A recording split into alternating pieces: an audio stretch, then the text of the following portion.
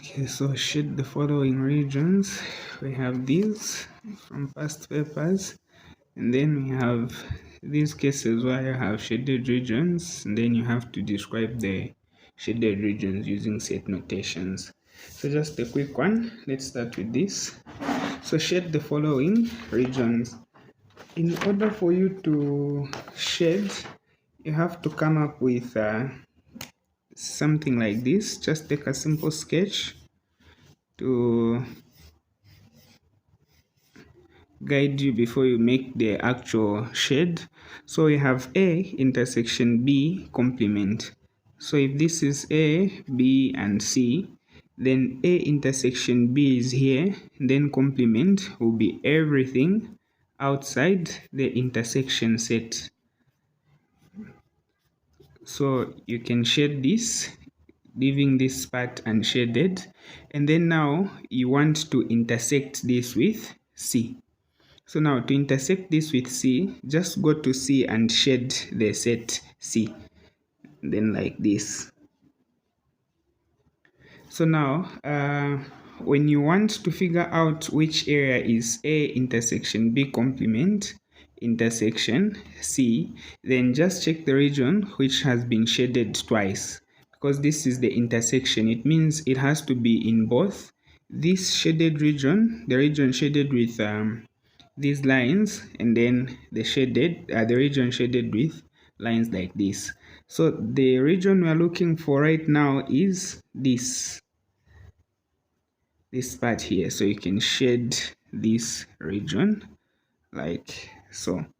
You don't need to make any funny looking things in mathematics. You just need lines like this and you're done.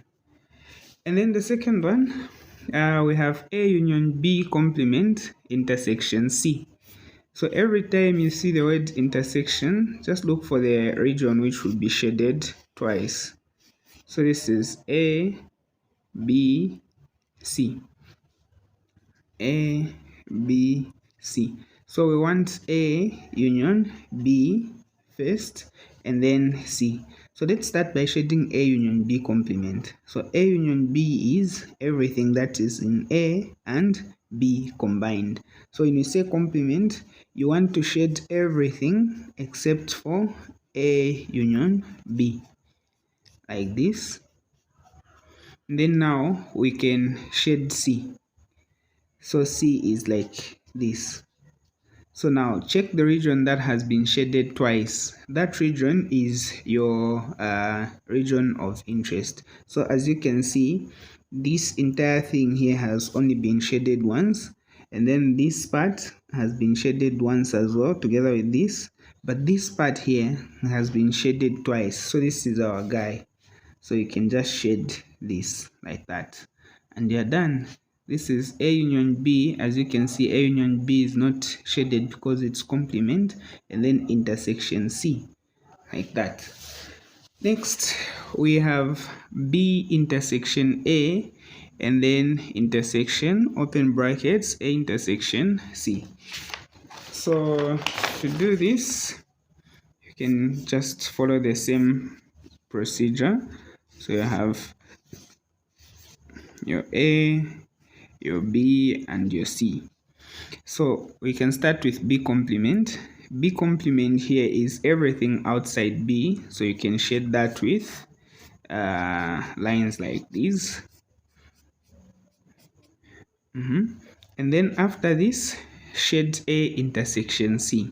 So A intersection C is A intersection C. We are talking about this region. So now, which region has been shaded twice? As you can see, only this small portion here has been shaded twice. This one has been shaded once, and then this one has also been shaded once. So our guy here is this one here, this small region. So now you can shade in the question paper like that. And then finally we have this P, Q, R. So you want to shade P intersection R intersection Q. So this is a bit unique, but you can always rearrange it so that you have something like P intersection Q and then intersection R complement, but you can also do it as it is. So it says here P, so you shade P. Remember, it's not P complement like this, and then Q is also shaded. So maybe let's shade R first. R, we have R complement. So you want the region outside R. So you don't want to shade anything that is in R. So we can use these lines like this. Everything outside R must be shaded. Although rearranging would be much easier. And then finally, we have Q. So Q here is this one there. Maybe we can use lines like this. So this is Q. And then now, since we have three separate sets which are not in brackets, you can just check which region has been shaded thrice. In this case, as you can see, this one has been shaded twice, this one twice, this one once, this one hasn't. Only this portion there has been shaded thrice. So this is our guy there, this small portion. Another way of looking at it, so let me just shade this. Another way of looking at this is by putting the first part in brackets like this, and then you shade P intersection R complement, PQR, yes, PQR. So P intersection R complement is, you have P intersection R complement. So you want to shade P but not R. In short, everything outside R intersection P. So we are talking about this region here. And then intersection Q. So you shade Q with lines like this. And then you check which region has been shaded twice. So that region is this one here, this small part.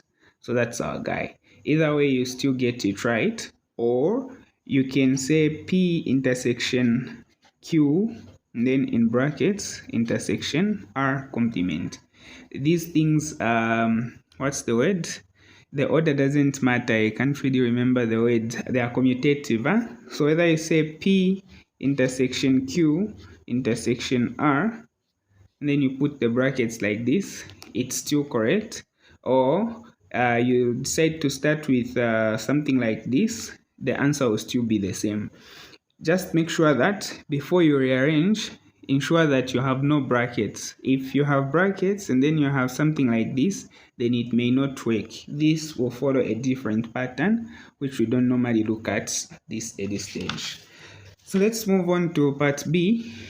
Use set notations to describe the shaded region in the Venn diagram below.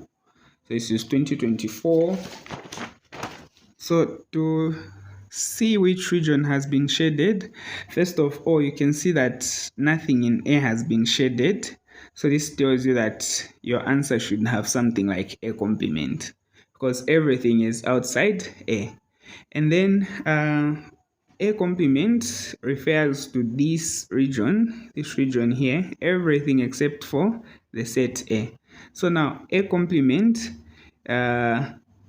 is being intersected by B union C. As you can see, everything in B has been shaded and everything in C has been shaded, except for the part which is shared with A. So this is the intersection of A complement and B union C, like that. So this is B union C and then intersected with everything outside A. I hope that makes sense. Part B, this one, we have everything in A has been shaded, as you can see. So we can say A, and then we also have elements in B intersection C. This is B intersection C. So B intersection C. So now, as you can see, this is like a union of A and B intersection C. So this is A union B intersection C. You have the entire A shaded, not the complement of A. So this is A, and then being combined with elements of B intersection C. So in this case, we can't use this because once you say intersection this, then you're just referring to this small portion there. Like A intersection B intersection C, then you're just referring to the middle part, the intersection of all the three sets. But we use this symbol there, the U for the union, because this is just a combination of A and B intersection C. Like that. And then part C, we have this part. So this one is like A union B. But before you do that, as you can see, nothing in C has been shaded. So that means we have C complement or elements outside C. And then these elements outside C have been not really united, but intersected with elements of A union B. So it's like you have A union B there, but you don't want elements which are in C. So that means you are intersecting C complement with A union B. I don't know if that makes sense. Feel free to ask if you still don't understand. But what I'm trying to say here is C complement means elements outside C, and then intersection means you get the elements which are common to the set C complement. So the set C complement is everything outside C, and then A union B is elements in A combined with elements in B. So now by intersection, we mean elements which are common to C complement, so outside C, but within A and B. So outside C, but in A and B. So that means you can't include these three because these are inside C. So outside C, but in A and B. That's what this one means. Lastly, maybe not lastly because we have another one. We have part E. So on part D, this is 2020. We have another case. So as you can see here, nothing in A has been shaded. So we know where to start from. We have A complement. And then this one is being intersected. The A complement or the elements outside A have been intersected with elements in B intersection C. So we have B intersection C. B intersection C is here, but then none of the elements should be in A. So we are dealing with this region here. So A complement, all the elements outside A, which are also in B intersection C. So we want all the elements which are outside A, but they must also be in the intersection of B and C. This part has been left out because this is still part of A and we don't want A to be part of this union. And then finally, we have a subset. This was 2018. So to use set notations to describe this shaded region, first of all, you can see that nothing in B and A and C has been shaded. So that means we are talking about B union C outside, like outside B and C. So this is how you write that. So B union C complement. But then, as you can see, this region has not been shaded. Because when you say B union C complement, we are referring to everything outside B, including this white region there. So now, they have decided to get the elements which are outside B union C, but are also in A. So that means B union C intersection A. And you're done.